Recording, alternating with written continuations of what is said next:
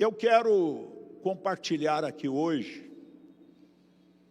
uma mensagem em um texto que acredito que todos aqui conhecem de cor.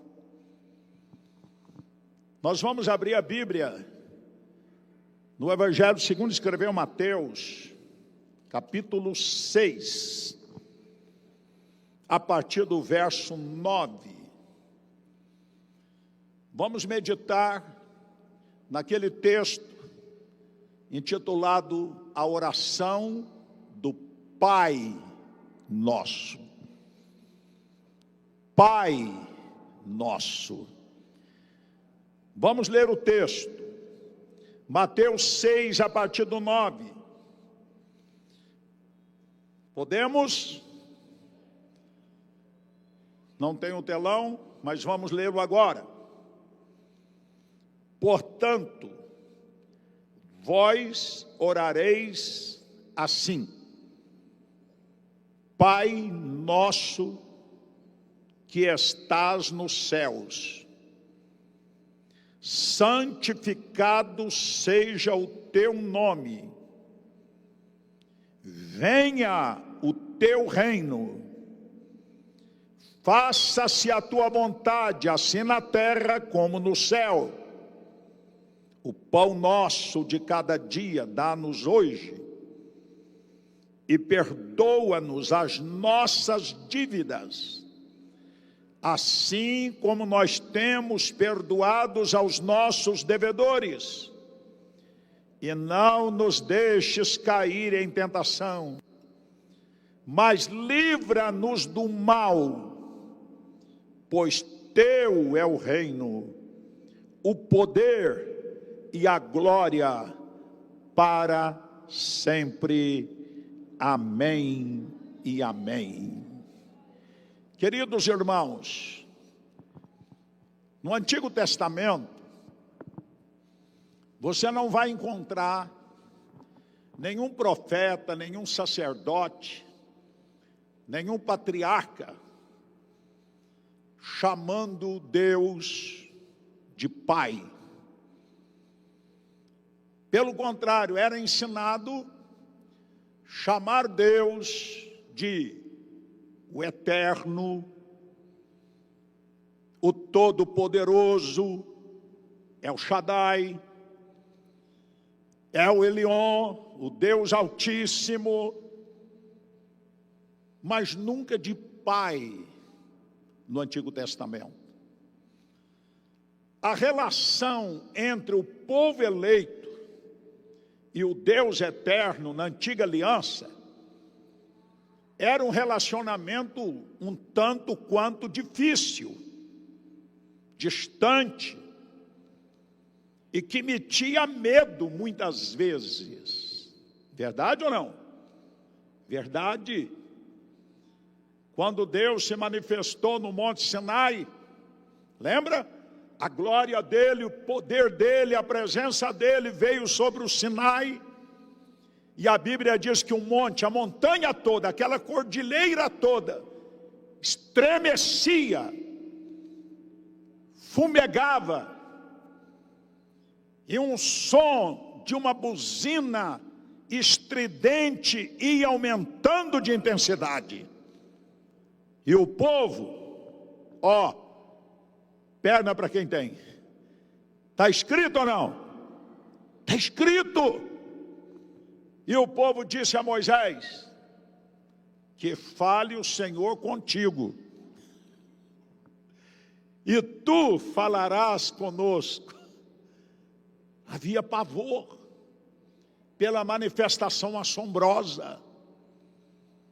Quando você olha para o tabernáculo de Moisés, você vai ver que o acesso era restrito.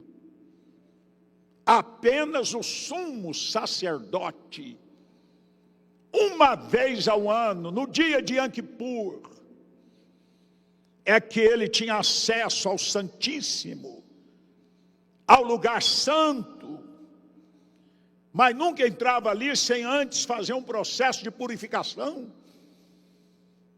E mesmo assim entrava com as suas vestes sacerdotais, com uma corda amarrada na cinta, e havia campainhas na orla das suas vestes. Sabe para quê e por quê? Porque se ele entrasse lá em pecado, ele seria fulminado. E para que serviria a corda? Para puxar o corpo morto do sumo. Porque se alguém entrasse para tirar o corpo, estando em pecado, Xavier, morreria também. Então, irmãos, imagine como era difícil a relação da criatura com o Criador, do povo da aliança com o Deus eterno. Você lembra de Uzá, quando a arca estava sendo transportada, e a arca representava a presença de Deus, quando os bois tropeçaram, e a arca ia caindo, Uzá, com boa intenção, coitado, botou a mão para segurar a arca, e era um relacionamento difícil no Antigo Testamento. Lei olho por olho, dente por dente. O salário do pecado era a morte literal. Ninguém chamava Deus de pai, muito menos de paizinho. Era um relacionamento distante. Mas um dia, o Pai Celeste disse: vou me aproximar, vou me achegar. A iniciativa foi dele. Vou me aproximar dos meus. Aleluia!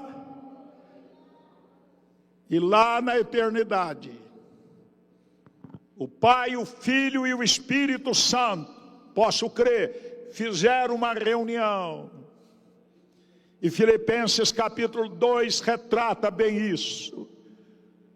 Deus Filho aceitou a missão, esvaziou-se da glória celeste, desceu e encarnou por obra do Espírito no ventre de uma moça crente chamada Maria, lá na aldeia de Nazaré da Galileia. E o Deus eterno, o Verbo, se fez carne e habitou entre nós. Ele vestiu a nossa pele, ele calçou as nossas sandálias, ele se tornou como um de nós. Irmãos, o Deus El Shaddai, o Deus Altíssimo, o Criador e sustentador da vida humana do céu e da terra, agora andando como um humano, como um de nós. Era Deus buscando a aproximação com a sua criatura entre nós. Mas o Senhor quis mais. Ele quis mais. Depois que o Senhor Jesus ressuscita e volta para junto do Pai, a promessa do Pai se cumpre. A terceira pessoa da triunidade, Deus Espírito Santo, veio dos céus, não mais para estar entre, mas para estar em. Você recebeu isso? O Santo Espírito veio não mais para estar entre nós, mas para morar em nós. Oh, o Espírito Santo está em você, você está nele. Há uma fusão, Quando o novo nascimento acontece, é quando o Espírito de Deus funde-se ao espírito morto do ser humano e traz vida. Deus habita em nós, na pessoa do Espírito. Você pode sentir isso? Você tem sentido isso? Ele está em você. Aleluia! Agora olha para cá, que isso tem a ver com o Pai Nosso. É só uma introdução. Aguça o seu ouvido. Em Lucas capítulo 11, verso 1, os apóstolos chegam para Jesus e fazem um pedido. Senhor, ensina-nos a orar.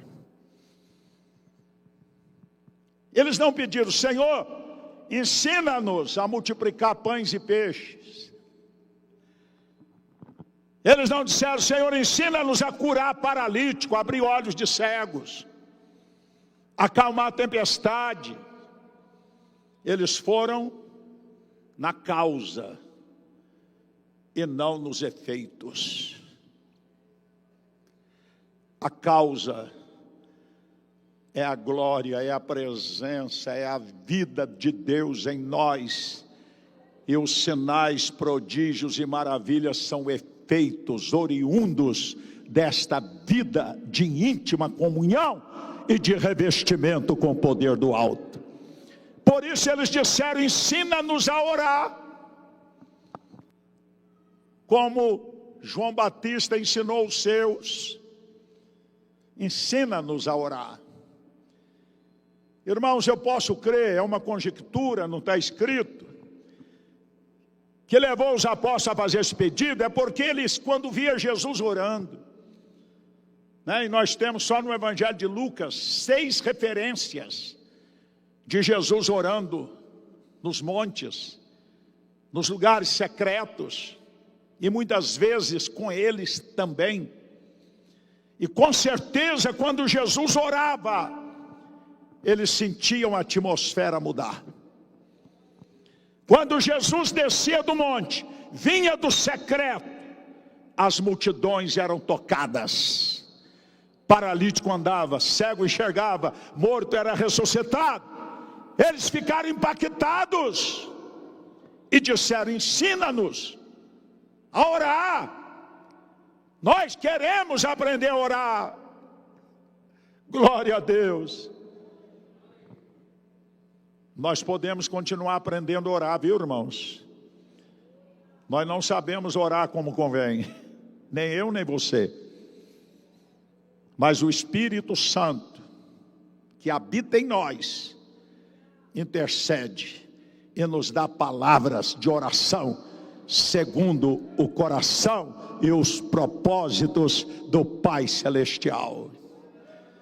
Mas aí eu quero chamar a sua atenção para o ensino que Jesus deu. Vós orareis assim. 2 pontos. Pai. Jesus estava aí, irmãos, ensinando algo revolucionário. Jesus estava ensinando aí algo renovador. Eu disse há pouco, ninguém chamava Deus de Pai até então. Os fariseus, saduceus, os adeptos do judaísmo, jamais admitia a ideia de chamar Deus de Pai, ou dizer que o Pai, que o Deus eterno tem um filho. O que levou Jesus à crucificação, dentre outras coisas, foi as suas declarações. Eu e o Pai somos um. Eu sou o Filho, Ele é o Pai.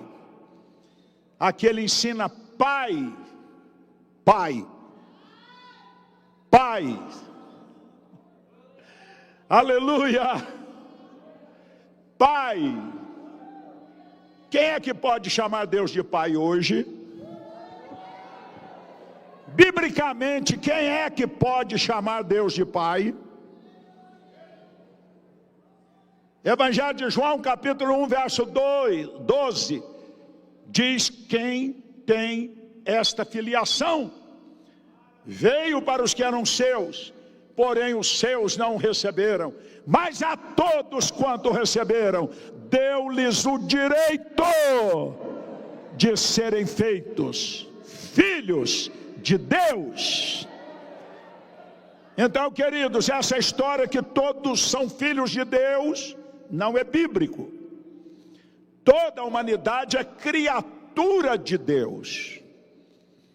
Só se torna filho, tem direito a esta filiação, desde quando a pessoa reconhece, aceita, recebe o Senhor Jesus como seu Salvador. Então Deus é o meu Pai, é o seu Pai. Outra coisa importante, Jesus coloca no plural,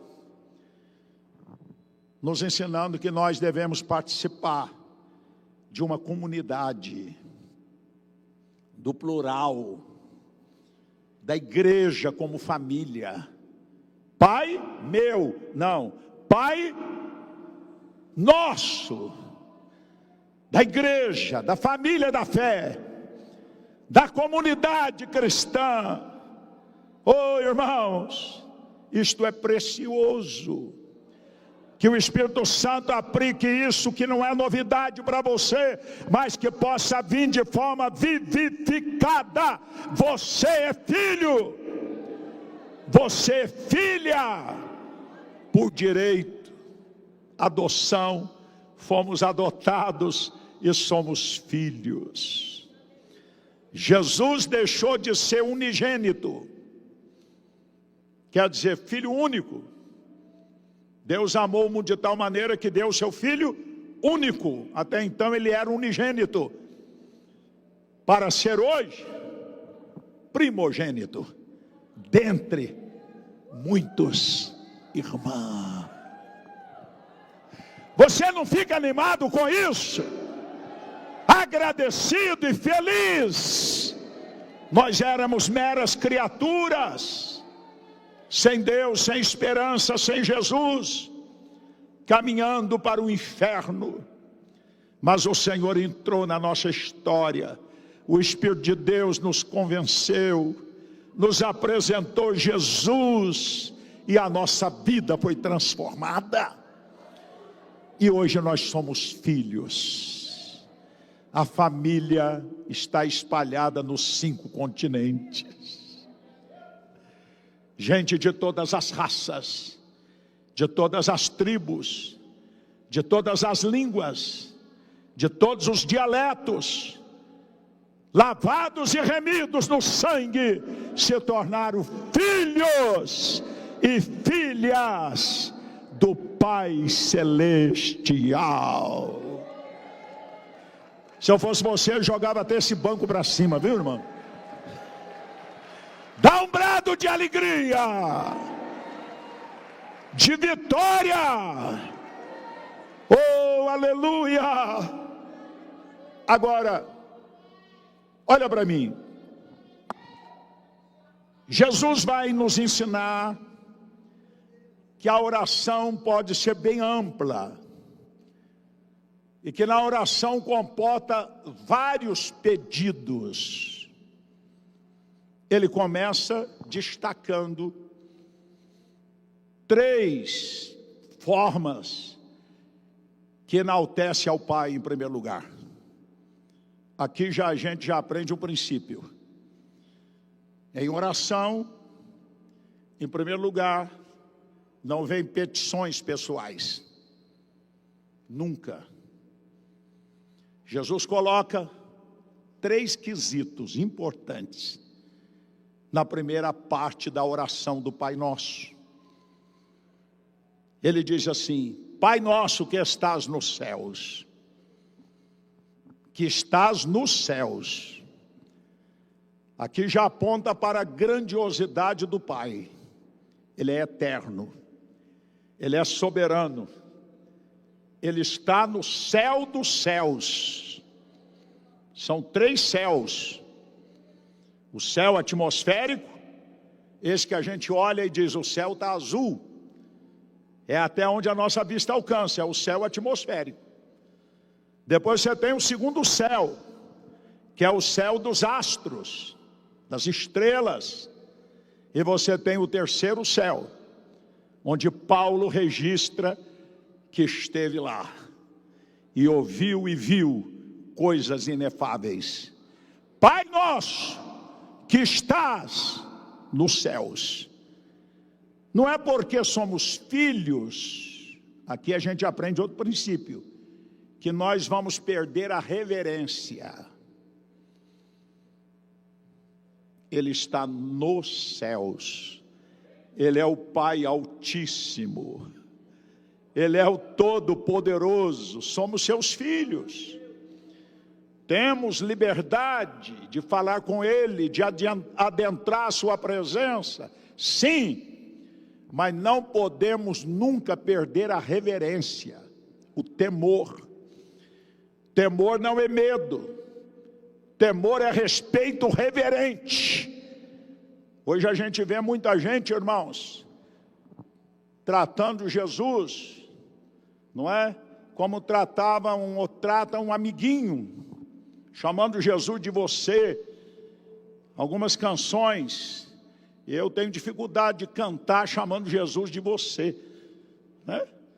Algumas músicas que apontam para não a liberdade que temos como filho, mas para o abuso dessa liberdade.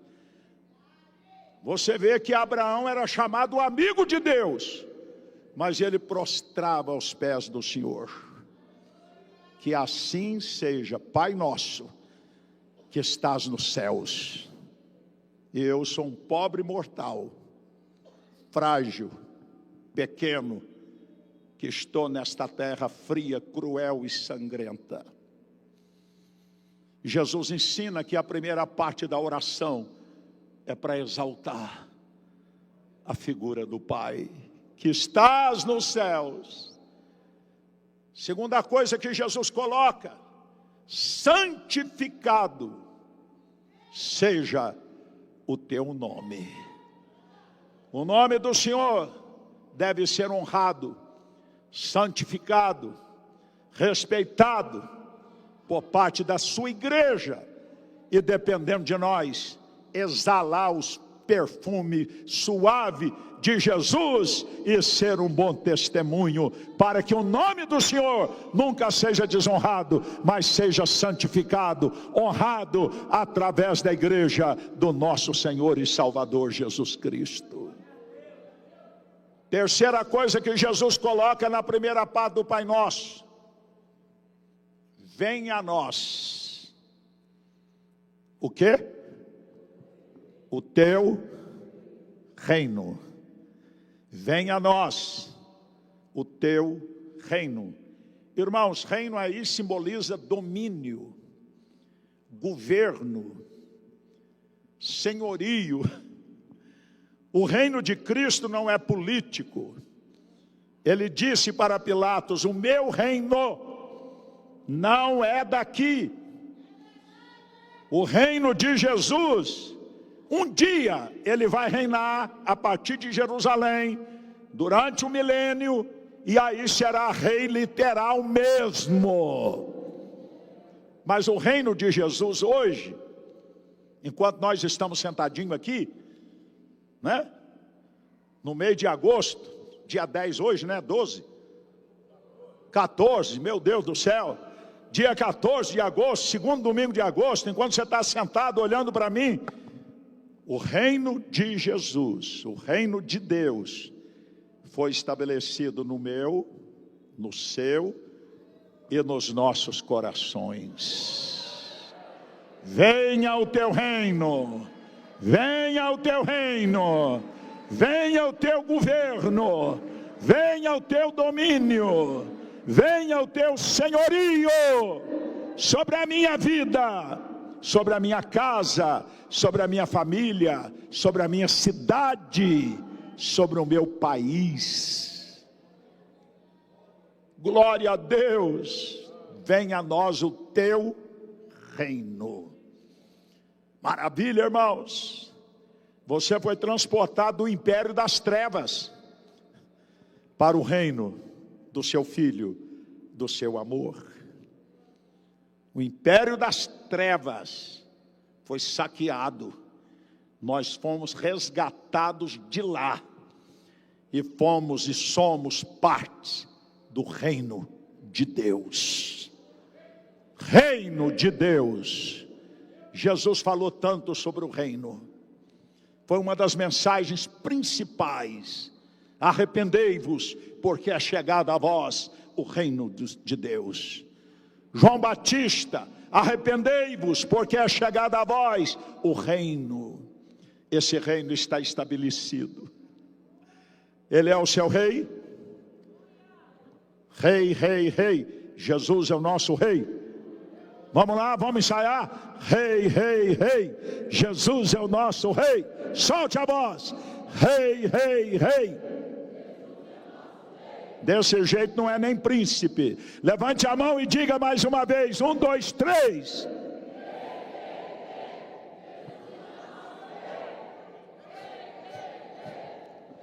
Declare. Pode melhorar. Venha a nós o teu reino. Taguatinga, venha o reino de Deus sobre Taguatinga. Venha o reino de Deus sobre o Distrito Federal. Venha o reino de Deus sobre o Brasil. A cultura do reino. Vamos estabelecer a cultura do reino. Nós não somos um povo qualquer. Nós somos a igreja. Nós somos um povo adquirido. Nós somos uma raça eleita. Nós somos parte de uma geração santa, de um sacerdócio real. Estamos aqui para implantar a cultura do reino de Deus. Não fazer como os outros fazem. Ah, todo mundo está fazendo, mas você não é todo mundo. Nós estamos aqui para implantar a cultura do reino que nós representamos. Não por nossa própria força, mas pela graça do Santo Espírito de Deus. O que é mais que Jesus ensinou na primeira parte do Pai Nosso?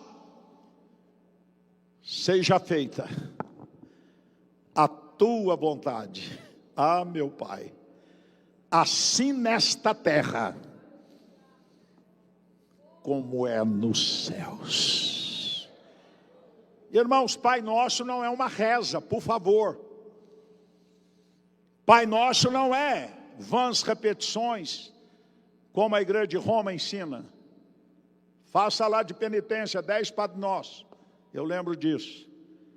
Dependendo do pecado lá no confessionário auricular, 50 Padre Nosso. E o camarada ficava lá, doido para acabar. Pai Nosso está no céu, santificado seja o nome. Tem nada disso. Pai Nosso são princípios. Apenas princípios que devem nortear a minha, a tua e a nossa oração diante desse Deus maravilhoso. Seja feita a tua vontade. Jesus ensinou que nós devemos orar assim. Seja feita a tua vontade. Esse tipo de oração é o tipo de oração mais dolorosa. É a oração da entrega. É aquela que Jesus fez no Getsemane. É aquela que você diz, não seja como eu quero. Não seja como eu acho. Não seja como eu penso, Pai. Mas eu quero fazer como tu queres, como tu pensas, como tu sonhas para mim e para minha casa e para a igreja onde eu sou pastor. Seja feita a tua tua vontade.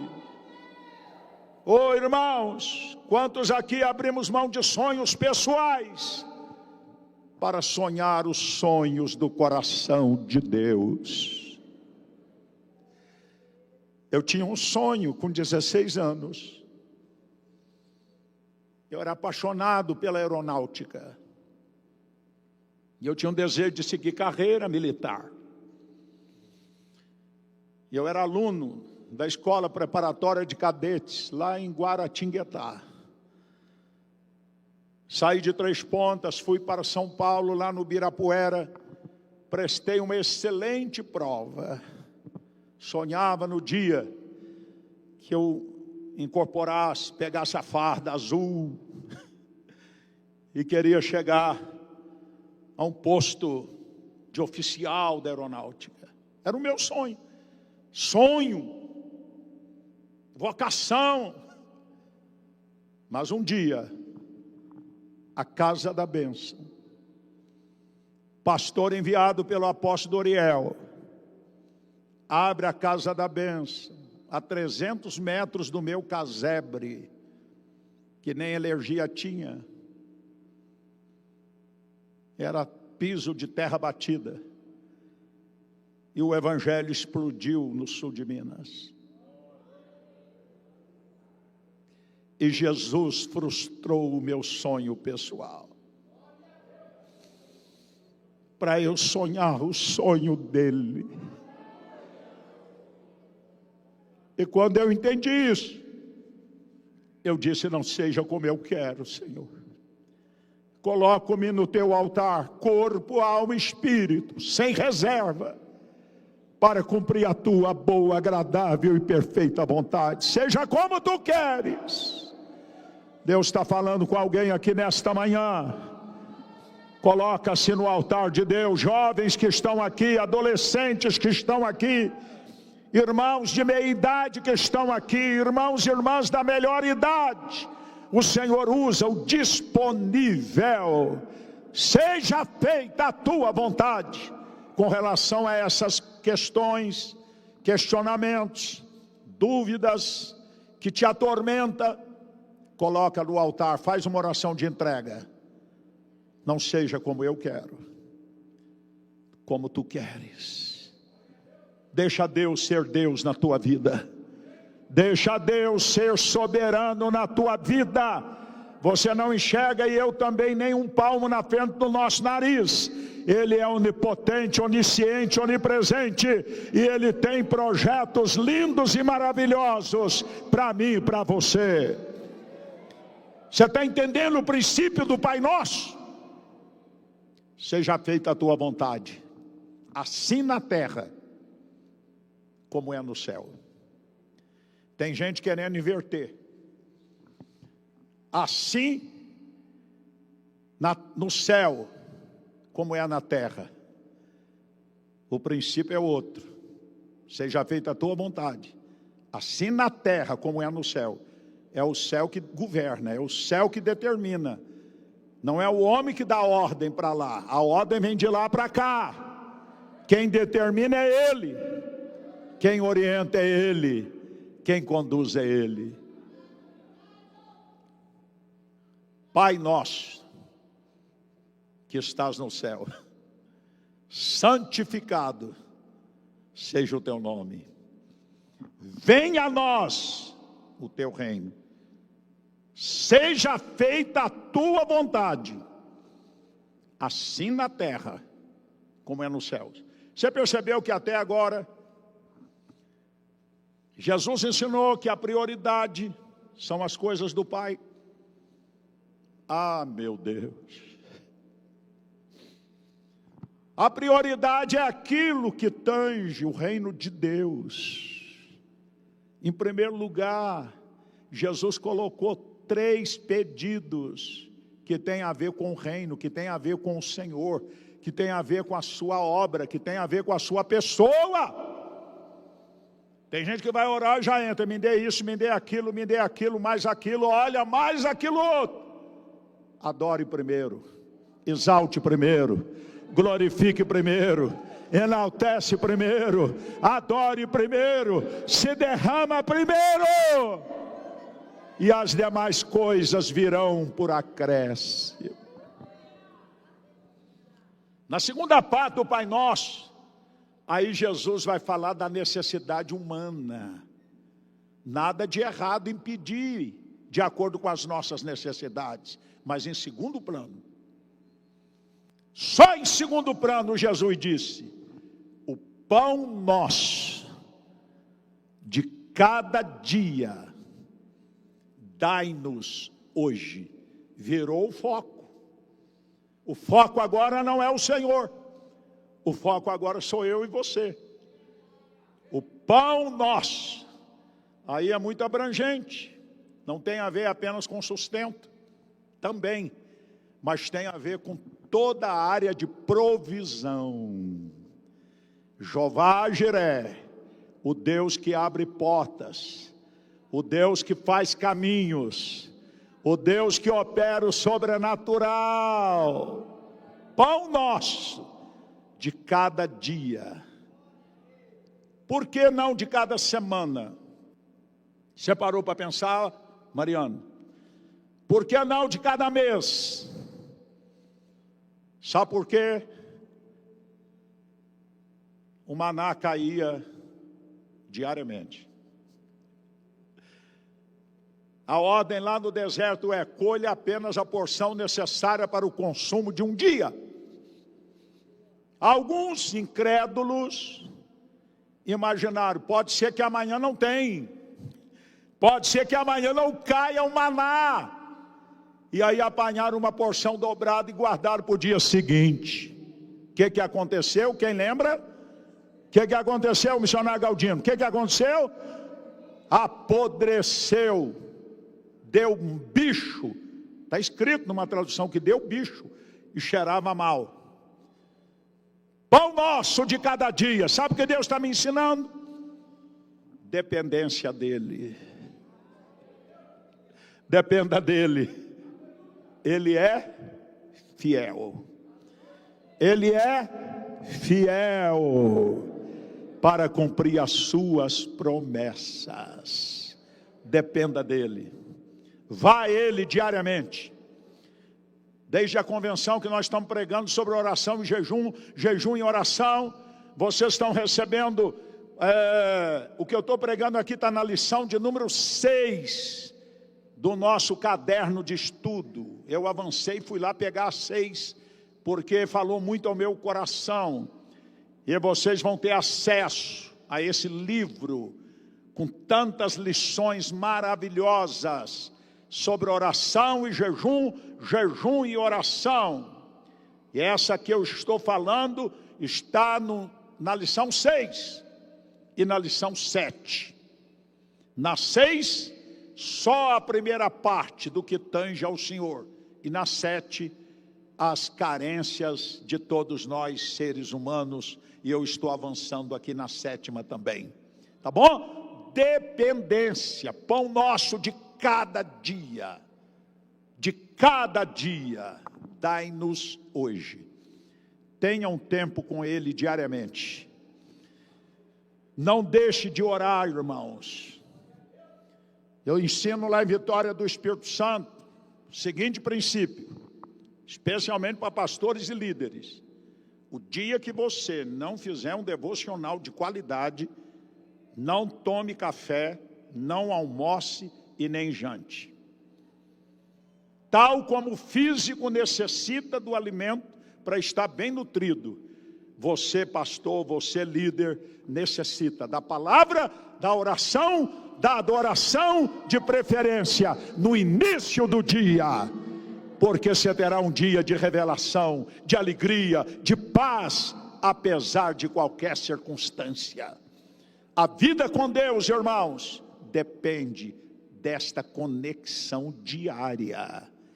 Pão nosso de cada dia, dai-nos hoje. E aí Jesus prossegue dizendo o que mais?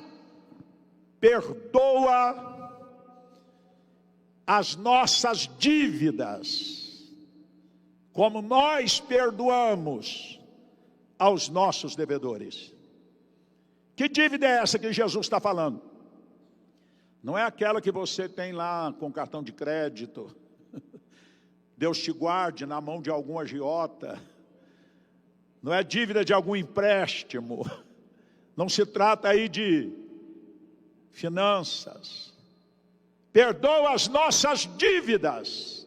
Todos nós somos ofendidos e ofensores. Guarda esta frase. Todos nós já fomos feridos e ferimos. Todos nós já ofendemos e fomos ofendidos durante a nossa vida, a nossa jornada. Mas Jesus ensina aqui um princípio: perdoa os nossos devedores, assim como nós os perdoamos. A mensagem do perdão é revolucionária. A parábola do credor incompassivo, eu não vou entrar no mérito, você conhece a parábola do credor incompassivo. O sujeito que foi perdoado e não liberou perdão. O sujeito que teve uma dívida de 10.000 talentos de ouro perdoada. Um talento são 35 quilos de ouro. 10.000 talentos são 350 mil quilos. 350 toneladas de ouro. O apóstolo Ariel, quando falava desse tema, ele dizia assim: pensa em 10 carretas. Cada uma com 35 toneladas, uma atrás da outra. Era essa, ou era esse o tamanho da dívida daquele primeiro devedor. E o Senhor da parábola perdoou 350 mil quilos de ouro, era impagável. Sabe quem representa aquele que devia tanto? Eu e você. A nossa dívida diante do Pai era impagável. O salário do pecado é a morte eterna. Todos pecaram e destituídos foram da glória de Deus. Havia uma dívida enorme. Mas o Senhor rasgou toda a cédula de maldição, toda a cédula que era contra nós, cravando-as na cruz. E aí ele ensina o princípio do Pai Nosso: perdoa-nos, Pai, assim como perdoamos os nossos devedores. Aqueles que nos ofenderam, machucaram, abandonaram, apunhalaram, caluniaram, difamaram, traíram a nossa confiança. Perdoa-nos, assim como eu perdoo. Se a pessoa não perdoou coisa nenhuma, se ele conserva a raiz de amargura no coração, desejo de vingança, inimizade, sabe o que ele está dizendo para Deus quando ele ora o Pai Nosso? Não me perdoa não, viu, Senhor? Porque eu também não perdoei aquele miserável. Trata-me assim como eu trato o meu semelhante. Alguém pode estar dizendo: mas apóstolo, o senhor não sabe o que aconteceu, o senhor não sabe nem um terço do rosário. Eu não quero saber, irmãos, seja qual for a ofensa, o problema, na sua infância, na sua mocidade, na igreja, na família, na sociedade que você fez, no trabalho que você fez, a ordem é: perdoa ou perdoa. Trata-me assim como eu trato. Eu não quero bloqueio. Eu tenho a maior facilidade, glória a Deus, o Espírito Santo me ajuda. Eu sei que eu já ofendi pessoas, já ofendi filhos, já ofendi esposa, e quando eu percebo, eu corro e digo: me perdoa. Foi impensado, não é? E às vezes não é fácil fazer isso. Uma vez eu repreendi um obreiro lá em Vitória, duramente, publicamente. E eu não é o meu perfil. Mas naquela hora eu estava tão agitado com tanta coisa, e o irmão me importunando, e não sei mais qual era a história, e eu pá. Na hora o Espírito Santo falou: onde está a tua moderação? O teu domínio próprio? Você o ofendeu publicamente, não vai pedir perdão particularmente. Peça perdão publicamente. E eu peguei o microfone. Isso não é, irmãos, demérito, isso não diminui ninguém, não. Pelo contrário, te levanta diante de Deus e diante da tua comunidade, porque nós somos gente, passivos a erros. Um dia eu tive uma discussão mais acalorada com a Graça, eu nunca mais esqueci disso. Problema de visão de educação de filho, qualquer casal tem uma visão diferente, né? Temperamento diferente. Eu é Graça. E fui orar. Cheguei na igreja, dobrei o joelho. O Espírito Santo falou: acerta com ela. Falei: mas Senhor, o que ela vai falar? Misericórdia. A Graça é dura na fala. Eu peguei o telefone, parei de orar, estava ajoelhado. Falei para a Graça: estou ajoelhado aqui. A gente teve essa conversa aí não muito amigável. E o Espírito Santo me repreendeu aqui duramente. Me perdoa, minha querida, um beijo para você. E ela do outro lado: mas não faça mais. Vai e não peques mais. Amém, irmãos? No ministério, quantas pessoas ofendidas pelo ministério, pela liderança, ferida, machucada, angustiados. Nós precisamos ter um coração perdoador, porque o Senhor quer um alinhamento da igreja, um bibriamento da igreja, para desfrutarmos de um avivamento. Você recebe isso no teu espírito? Então dê um grito de glória a Deus, mais forte que você puder. Oh, aleluia!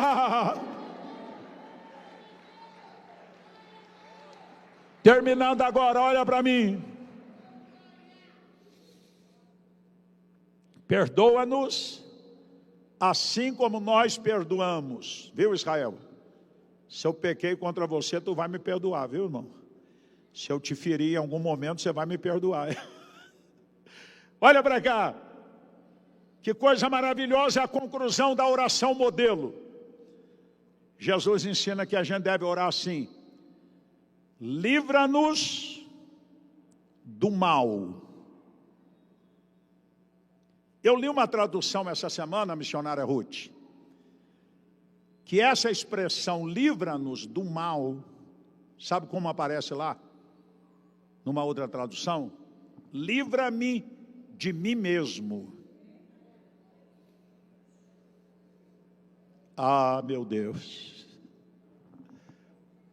Livra-me, Senhor, do meu ego, da minha natureza caída, da minha alma, dos meus sentimentos almáticos, das minhas emoções, das minhas ações e reações.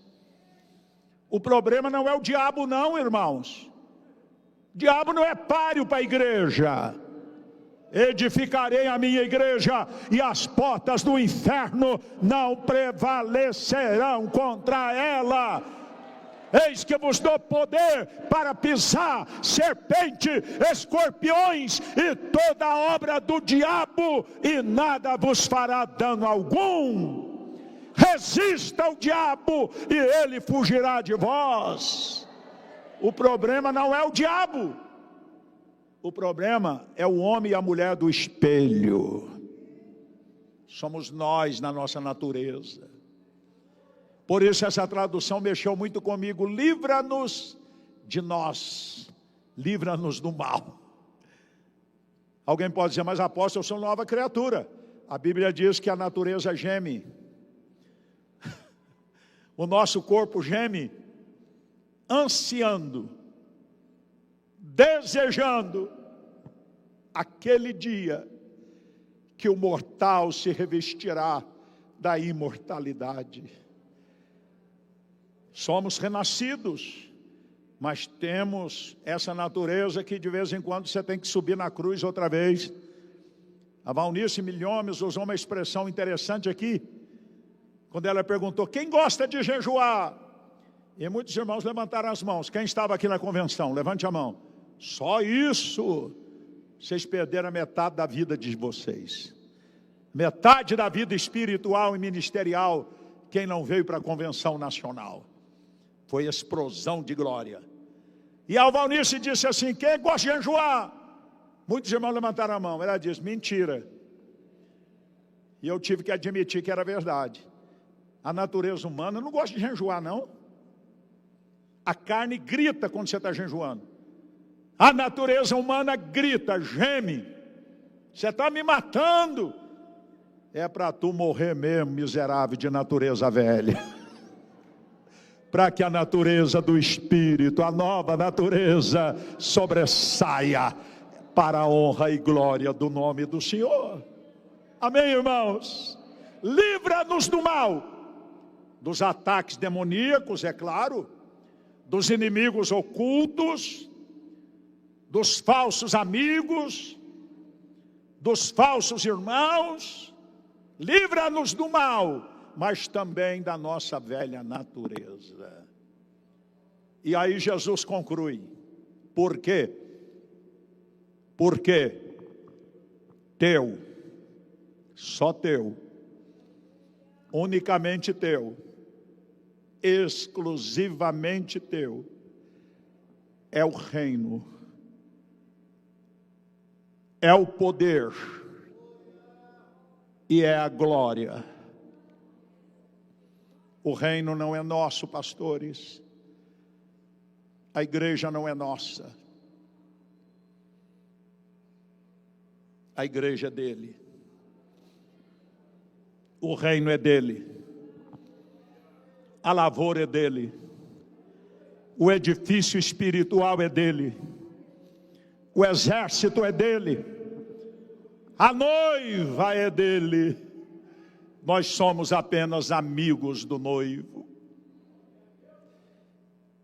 A grande responsabilidade da liderança é de zelar da noiva, cuidar da noiva, para apresentá-la à igreja gloriosa, santa, sem mácula, sem ruga, para ouvirmos dele naquele dia, servo bom e fiel, sobre o pouco fostes fiel do seu ministério, sobre o muito te colocarei na glória eterna.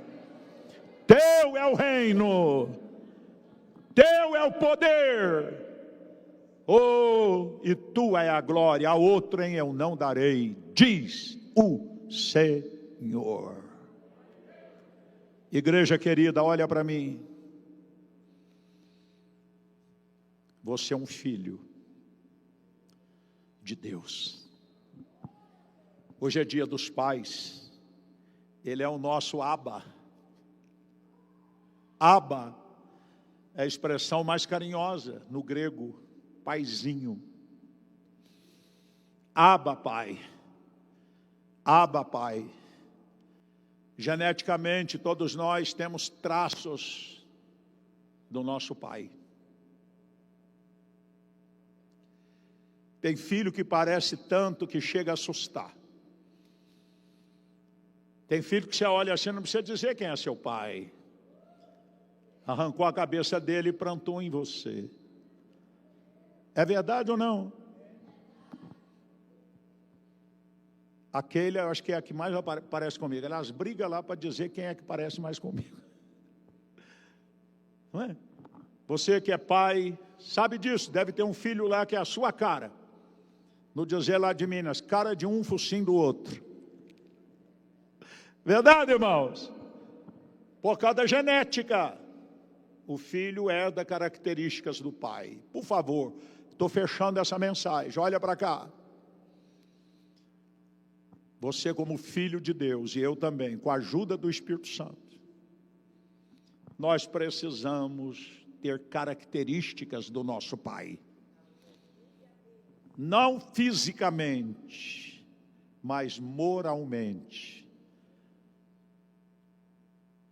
Deus é fiel. O Filho de Deus deve ser fiel. Tu és fiel, Senhor. Sejamos nós fiéis a Ele, a palavra, a igreja onde Ele nos plantou, a nossa família, as nossas amizades. Tu és fiel. Fidelidade, meu irmão, não é na ausência que se constata, não é na presença, digo, é na ausência. Fidelidade não é o que você diz na presença, é o que você diz na ausência. O que você diz na ausência do seu pastor, do seu pai, da sua mãe, do seu irmão, do seu marido, da sua esposa? Tu és fiel. O filho deve herdar essa característica, fidelidade. Deus é justo, o Pai é justo, que haja justiça em nossos corações, nunca injustiça. O que é mais? Deus é bom, o Pai é bom. Se você tem o Espírito Santo do Pai, a bondade é fruto do Espírito, você vai ter um coração bondoso, solidário, pronto a dar a mão, a dar um telefonema, a fazer uma visita, a fortalecer o fraco, a levantar o caído. A bondade do Pai se manifesta no Filho. Tem gente que é má, irmãos, dentro da igreja, que não se compadece, não tem misericórdia. Alguém está sofrendo e diz: eu acho é pouco, ele tem que pagar mais, ele tem que sofrer mais. Cadê a característica do teu Pai celeste? O Pai é santo, santo, santo, santo. Sede santos como eu sou santo, diz o Senhor. A glória de Deus numa igreja, ela se manifesta. E onde ela se manifesta, vai haver sinais, prodígios, milagres, conversão. O povo será atraído. Eu conheço casos lá em Vitória, não é um caso ou dois ou três isolado, não. De pessoas que passando pela rua, foram atraídos por algo que eles não sabiam explicar. E ao entrar no ambiente, foram tocados por Deus. Ontem eu estava lá em Ribeirão Preto, uma advogada aposentada, famosa de Ribeirão Preto, que mora na Zona Sul, lá na Zona Nobre, missionária Ruth. Ela diz: eu não sei o que aconteceu, a graça estava perto. Deus me fez sair de lá, no meio de tantas megas igrejas, para estar congregando na casa da bênção aqui nesta região. Tem algo aqui diferente. Este é o nosso anelo. Quem já leu Caçadores de Deus sabe do que o autor narra lá. Havia um foco de glória, de avivamento em uma igreja, e os motoristas passavam nas imediações e sentiam o volante rodando contra a vontade deles em direção daquele ambiente. Nós ainda cremos no sobrenatural. Quem crê que Vitória, Brasília, o Brasil vai viver um movimento do Espírito sem precedente? Se você crê, aplauda ao Rei da Glória e externe a Ele esta fome, este desejo de ver mais da sua manifestação. Características do Pai. Fique de pé.